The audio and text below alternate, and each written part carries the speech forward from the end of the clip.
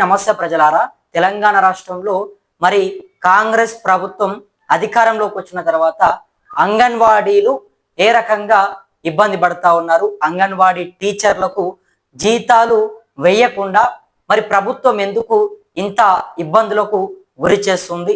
నిజంగా ఇవాళ రాష్ట్ర వ్యాప్తంగా చాలా మంది అంగన్వాడీ టీచర్లందరూ కూడా, అంగన్వాడీలో పనిచేస్తున్నటువంటి హెల్పర్లందరూ కూడా జీతాల కోసం ఎదురు చూస్తూ ఉన్నారు. మరి గత 2 నెలలుగా కాంగ్రెస్ ప్రభుత్వం జీతాలు ఇవ్వకుండా మమ్మల్ని ఇబ్బంది పెడుతుందని చెప్పేసి వారు ప్రధానంగా ఆరోపిస్తున్నారు. మరి మా ఇంటిని ఎలా చూసుకోవాలి, మా ఇంట్లోకి నిత్యావసర సరుకులు ఏ విధంగా తెచ్చుకోవాలి, అదేవిధంగా పూర్తిగా మా ఇంటికి అద్దె ఎట్లా కట్టుకోవాలి, మా పిల్లలకు ఇంకా ఏమైనా ఖర్చులు ఉంటే మేము ఎక్కడి నుంచి డబ్బులు తీసుకురావాలని చెప్పేసి వాళ్ళంతా కూడా ప్రశ్నిస్తున్నటువంటి పరిస్థితి. మరి 2 నెలలుగా జీతాలు ఎందుకు ప్రభుత్వం ఇవ్వట్లేదు అని చెప్పేసి ప్రభుత్వాన్ని అడుగుతా ఉంటే మా దగ్గర డబ్బులు లేవు, రాష్ట్రం అప్పులలో ఉందని చెప్పేసి ప్రభుత్వం చెప్పే ప్రయత్నం చేస్తుంది. సో అసలు ఏంటి అంగన్వాడీ టీచర్లని మరి ఎందుకు ఇబ్బంది పెడుతుంది, అంగన్వాడీ టీచర్లతోని ప్రభుత్వం ఎందుకు ఆడుకుంటుంది? సో ఒకసారి ఇది మొత్తం కూడా మనం మాట్లాడదాం. అంతకంటే ముందుగా ప్రతి ఒక్కరు కూడా కింద ఉన్నటువంటి సబ్స్క్రైబ్ బటన్ ని నొక్కి మన ఛానల్ని సబ్స్క్రైబ్ చేసుకోండి. ఇక తెలంగాణలో ప్రధానంగా అంగన్వాడీ టీచర్ల డిమాండ్లు ఏంటి ఒక్కసారి అవి ముందు మీకు చదివి వినిపిస్తా. సో మొత్తం మీద కనీసంగా వాళ్ళ మొదటి డిమాండ్ వచ్చేసి కనీస వేతనం 18,000 అమలు. ఎన్నికల మేనిఫెస్టోలో అభయహస్తం కాంగ్రెస్ పార్టీ ఇచ్చిన హామీ ప్రకారం అంగన్వాడీ టీచర్ల గౌరవ వేతనాన్ని తక్షణమే 18,000కి పెంచాలి. అలాగే హెల్పర్లు, మినీ అంగన్వాడీల వేతనాలను కూడా దానికి అనుగుణంగా పెంచాలి. సో మొత్తం మీద 18,000 రూపాయలని కనీసంగా ఇస్తామన్నటువంటి వేతనం. అంటే అప్పట్లో కాంగ్రెస్ పార్టీ అధికారంలోకి వచ్చుడుతోనే, అంటే ఇట్లా వచ్చుడుతోనే ఇక మొదటి సంతకం అదే పెడతాము, అంగన్వాడీ టీచర్లకు 18,000 రూపాయలు ఇచ్చేస్తాము, అయిపోతుంది, మొత్తం కూడా ఉద్యోగ భద్రత కల్పిస్తాము, జీతాలు పెంపు చేస్తాము, మిమ్మల్ని కడుపులో పెట్టుకొని చూసుకుంటాము, ఎన్ని మాటలు అంటే చాలా చెప్పింది. సో సుప్రీంకోర్టు తీర్పు ప్రకారం గ్రాట్యుటీ సౌకర్యం, సుప్రీంకోర్టు ఆదేశాల ప్రకారం అంగన్వాడీ ఉద్యోగులను కేవలం గౌరవ వేతన కార్మికులుగా కాకుండా ప్రభుత్వ నిబంధనల ప్రకారం గ్రాట్యుటీ పొందేందుకు అర్హులుగా గుర్తించి ఆ నిధులు కూడా విడుదల చేయాలట. సో నెక్స్ట్ ఈపీఎఫ్ మరియు ఈఎస్ఐ సామాజిక భద్రత, అంగన్వాడీ సిబ్బంది అందరికీ భవిష్యత్ నిధి, ఈపీఎఫ్ మరియు ఉచిత వైద్య సౌకర్యం కల్పించేలా ఈఎస్ఐ పరిధిలోకి కూడా తీసుకురావాలి. సో అందరికీ కూడా ఉచితంగా మంచి వైద్యాన్ని అందించాలి అని చెప్పి కూడా వాళ్ళు చెప్తా ఉన్నారు. నెక్స్ట్ ప్రభుత్వ ఉద్యోగులుగా గుర్తింపు రెగ్యులరైజేషన్ అట. ఇక ఐసిడిఎస్ వ్యవస్థను శాశ్వత ప్రాతిపదికన బలోపేతం చేసి అంగన్వాడీ టీచర్లను మరియు హెల్పర్లను ప్రభుత్వ 4వ తరగతి ఉద్యోగులుగా గుర్తించాలి. సో ప్రభుత్వ ఉద్యోగులుగా అంగన్వాడీ టీచర్లని, హెల్పర్లని గుర్తించాలంటా ఉన్నారు. నెక్స్ట్ రిటైర్మెంట్ బెనిఫిట్స్ పెంపు, పదవీ విరమణ చేసిన అంగన్వాడీ టీచర్లకు 5 లక్షలు, హెల్పర్లకు 3 లక్షల ఆర్థిక సహాయాన్ని ఒకేసారి అందించాలి. ప్రస్తుతం టీచర్లకు 2 లక్షలు, హెల్పర్లకు 1 లక్ష ఉంది. దాంతో పాటు నెలకు కనీస పెన్షన్ సౌకర్యం కల్పించాలి. సో రిటైర్మెంట్ బెనిఫిట్స్ కింద అంగన్వాడీ టీచర్లకు 5 లక్షలు, హెల్పర్లకు 3 లక్షలు అందించాలని చెప్పి వాళ్ళు చెప్తా ఉన్నారు. అయితే ప్రస్తుతం అంగన్వాడీ టీచర్లకు 2 లక్షలు, హెల్పర్లకు 1 లక్ష రూపాయలు రిటైర్మెంట్ బెనిఫిట్స్ కింద ఇస్తా ఉన్నారట. సో దాంతో పాటు కనీసం పెన్షన్ సౌకర్యం కూడా కల్పించాలని చెప్తా ఉన్నారు. సో నెక్స్ట్ మినీ అంగన్వాడీల పూర్తి అప్గ్రేడేషన్. సో రాష్ట్రంలోని మినీ అంగన్వాడీ కేంద్రాలన్నింటినీ పూర్తి స్థాయి ప్రధాన అంగన్వాడీ కేంద్రాలుగా మార్చాలి. అక్కడ పనిచేసే టీచర్లకు పూర్తి వేతనం మరియు సమాన హక్కులు కూడా కల్పించాలట. మినీ అంగన్వాడీలకు పూర్తిగా కూడా వాటిని కూడా ప్రధాన అంగన్వాడీ కేంద్రాలుగా మార్చాలి అనేది వాళ్ళ ఒక డిమాండ్. సో నెక్స్ట్ ప్రాథమిక పాఠశాలల్లో విలీన నిర్ణయం రద్దు, పిఎం శ్రీ వ్యతిరేకత. సో కేంద్ర ప్రభుత్వం పిఎం శ్రీ లేదా నూతన విద్యా విధానంలో భాగంగా అంగన్వాడీ కేంద్రాలను ప్రాథమిక పాఠశాలల్లో విలీనం చేసే నిర్ణయాన్ని ఉపసంహరించుకోవాలి. ఇక ఐసిడిఎస్ స్వతంత్రను కాపాడాలి. ఇక కేంద్ర ప్రభుత్వం ఏదైతే పాఠశాల లోపల అంగన్వాడీలను మొత్తం కూడా విలీనం చేస్తామనే దాన్ని రద్దు చేసుకోవాలని చెప్పి చెప్తా ఉన్నారు. సో నెక్స్ట్ లబ్ధిదారుల పోషకాహార బడ్జెట్, మెస్ ఛార్జీల పెంపట.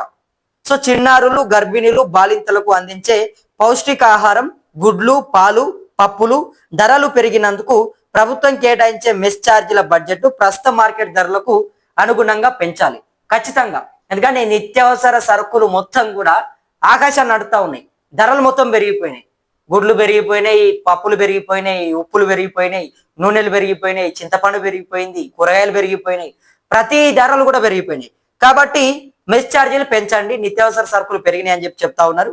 సో నెక్స్ట్, సొంత భవనాలు అండ్ మౌలిక వసతులు. అద్దె గదుల్లో ఇరుకు సందుల్లో నడుస్తున్న దాదాపు 10,000 పైగా అంగన్వాడీ కేంద్రాలకు ప్రభుత్వ సొంత భవనాలను నిర్మించాలి. అన్ని కేంద్రాల్లో ఉచిత విద్యుత్తు, మరుగుదొడ్లు మరియు సురక్షిత తాగునీటి ప్లాంట్లు సౌకర్యం కల్పించాలి. సో ఇది నిజంగా అంగన్వాడీ టీచర్లందరూ కూడా ఏదో వాళ్ళ ఇంటికి బాగుంటది.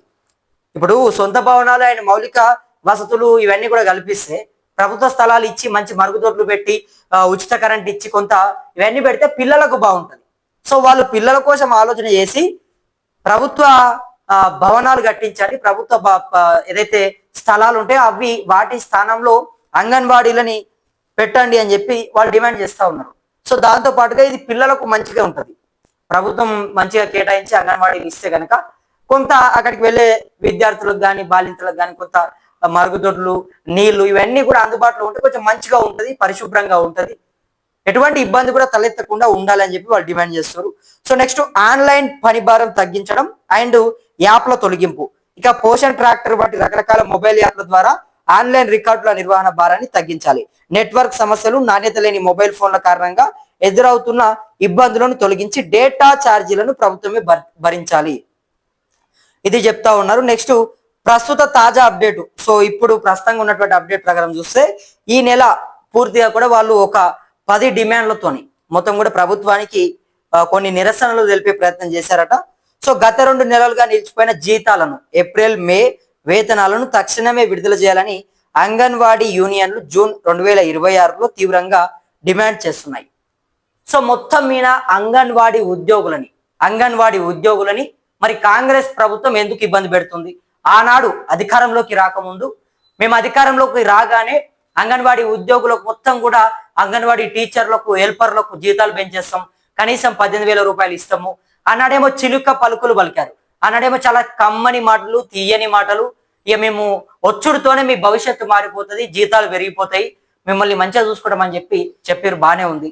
మరి అభయహస్తం మాటలు ఏమైనాయి? ఆనాడు చెప్పిన హామీలు ఎక్కడ పోయినాయి?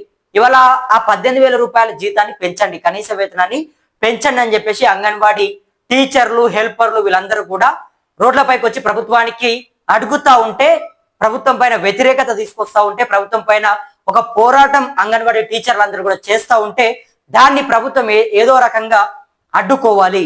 అంగన్వాడీ టీచర్లందరూ కూడా ఖచ్చితంగా వాళ్ళు మన పైన తిరగబడకుండా, మనల్ని ప్రశ్నించకుండా ఉండాలంటే జీతాలు వేయకుండా ఉంటే వాళ్ళే నోరు మూసుకొని ఉంటారు. జీతాలు వేయకుండా ఇబ్బంది పెడితే వాళ్ళే చప్పుడు చేయకుండా ఇచ్చిన దాంతోనే తిని అందులోనే అడ్జస్ట్ అవుతారని చెప్పేసి ప్రభుత్వం అనుకుంటుందా? ప్రభుత్వం అంగన్వాడీ టీచర్లను ఇబ్బంది పెడితే, వాళ్ళ జీతాలు ఇవ్వకపోతే అంటే మీ పైన వ్యతిరేకత రావద్దు, మీ పైన ఏమి రావద్దు, కానీ మీరు మాటలు చెప్పొచ్చు, మీరు మాయమాటలు చెప్పొచ్చు, వాళ్ళకి ఏదో రకంగా దొంగ హామీలు ఇచ్చి ఇవాళ మరి హామీలని నెరవేర్చండి, ఆ హామీలను ఇవ్వండి, జీతాలని పెంపు చెయ్యండి అని చెప్పేసి అంగన్వాడీ ఉద్యోగులు చెప్తా ఉంటే మరి ఎందుకు కాంగ్రెస్ పార్టీ కనీసం పట్టించుకోవట్లేదు? కాంగ్రెస్ పార్టీ అన్నాడు ఎందుకు అభయహస్తం పేరుతో దొంగ మాటలను వాళ్ళకి ఇచ్చింది? మరి చేయాలి కదా, 18,000 రూపాయలని ఇవ్వాలి కదా అంగన్వాడీ టీచర్లకు. ఇవాళ ఆ జీతాన్ని ఇవ్వకుండా, పెంపు చేయకుండా 2 నెలలుగా అంగన్వాడీ ఉద్యోగులకు, పాపం టీచర్లకు, హెల్పర్లకు వాళ్ళందరికీ కూడా జీతాలు వేయకుండా ఇబ్బంది పెడతారానే? ఇంత సిగ్గుచేట ఎక్కడైనా ఉంటుందా? అంగన్వాడీ టీచర్లకు జీతాలు వేయకుండా వాళ్ళతోని కూడా తిట్లు తింటున్నటువంటి ప్రభుత్వం ఏదైనా ఉన్నది అంటే అది కాంగ్రెస్ పార్టీ అనిపిస్తా ఉంది. అంగన్వాడీ టీచర్లతో కూడా తిట్లు తింటారా? ప్రజలతో తిట్లు అయిపోయినాయి, పేదవాళ్ళతో తిట్లు అయిపోయినాయి, మూసీ పేరుతో తిట్లు అయిపోయినాయి, అన్ని అయిపోయినాయి. ఇప్పుడు తీరా చూసి అంగన్వాడీ టీచర్ల తిట్లు ప్రభుత్వానికి తగులుతా ఉన్నాయి. అంగన్వాడీ వాళ్ళని ఇబ్బంది పెడితే ఏమొస్తుంది చెప్పండి? జీతాలు వేయకుండా వాళ్ళని నానా రకాలుగా కాంగ్రెస్ పార్టీ 2 నెలలుగా ఇబ్బంది పెడుతుంది. మరి ఇంత ఇబ్బంది పెడితే వాళ్ళ కుటుంబాలు ఎట్లా నడుస్తాయి చెప్పండి? తెలంగాణ రాష్ట్ర వ్యాప్తంగా ఉన్నటువంటి అంగన్వాడీలు వాళ్ళు ఎట్లా బ్రతకాలి? వాళ్ళ కుటుంబంలో వాళ్ళ ఇంటికి వచ్చినటువంటి కరెంటు బిల్లులైనా, వాళ్ళ పిల్లల నిత్యావసర సరుకులైనా, వాళ్ళ ఇంట్లోకి ఏది కావాలన్నా జీతం కావాలి కదా. ఏం పుణ్యానికి అడుగుతా ఉన్నారా మిమ్మల్ని వాళ్ళు? కష్టపడ్డారు కాబట్టే జీతం వేయండి అని చెప్పేసి అడుగుతా ఉన్నారు. కష్టపడ్డదానికి డబ్బులు అడుగుతా ఉన్నారు. పుణ్యానికి ఏది ఓ 10 రూపాయలు ఇవ్వండి పుక్కెట్కి అని చెప్పేసి వాళ్ళు మిమ్మల్ని అడగట్లేదు కదా. వాళ్ళ జీతం వాళ్ళకి ఇవ్వడానికి మీకేం నొప్పి అవుతుంది? రాష్ట్రం అప్పులలో ఉంటే అంగన్వాడీ టీచర్లకు జీతాలు ఇవ్వరా? పుణ్యానికి చేయాలన్నా వాళ్ళు? ఏంది ప్రభుత్వం ఏం చేస్తుంది అసలు? అధికారులు ఉన్నారా? మొదటి నిద్రపోతున్నారా? ఎవరి కోసం పనిచేస్తున్నారు? 24 గంటలు పనిచేస్తున్నాము, 18 గంటలు పనిచేస్తున్నాము, అసలు రెస్ట్ లేకుండా పనిచేస్తున్నాము. ఈ నీతి వ్యాఖ్యలు, లేకపోతే ఈ ప్రమోషన్లు, ఈ సోది డైలాగులు ఎవరి కోసం అంటున్నా?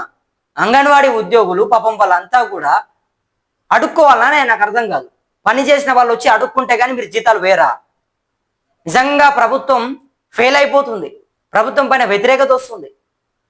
కాంగ్రెస్ పార్టీ అంటే చిరాకు వస్తుంది ఇవాళ తెలంగాణ రాష్ట్రంలో. అరే ఇంత దరిద్రంగా అంగన్వాడీ ఉద్యోగులను కూడా ఇబ్బంది పెడతారానే అని చెప్పేసి చాలా మంది కాంగ్రెస్ పార్టీని ప్రశ్నిస్తా ఉన్నారు. మరి ఏది ఏమైనప్పటికీ కాంగ్రెస్ ప్రభుత్వంలో మాత్రం అంగన్వాడీ ఉద్యోగులు, టీచర్లు, హెల్పర్లు అందరూ కూడా చాలా ఇబ్బంది పడుతున్నారు. చాలా సమస్యలు ఏర్పడుతున్నాయి. జీతాలు వచ్చేదే అరకొర జీతము. ఆ ఇచ్చే జీతాన్ని కూడా సమయానికి ఇవ్వకపోతే వాళ్ళకు నానా రకాలుగా వాళ్ళు ఇబ్బంది పడుతున్నటువంటి మాట అయితే ముమ్మాటికి వాస్తవం. మరి కాంగ్రెస్ పార్టీ ఇప్పటికైనా మొద్దునిద్రను వీడి అంగన్వాడీ ఉద్యోగులకు సమయానికి జీతాన్ని వేయాలి. అదేవిధంగా 18,000 రూపాయలకు కనీసం వాళ్ళ జీతాన్ని పెంపు చేయాలి అని చెప్పేసి మా తరఫున MLR న్యూస్ తెలుగు వేదిక ద్వారా ప్రభుత్వానికి డిమాండ్ చేస్తున్నాము.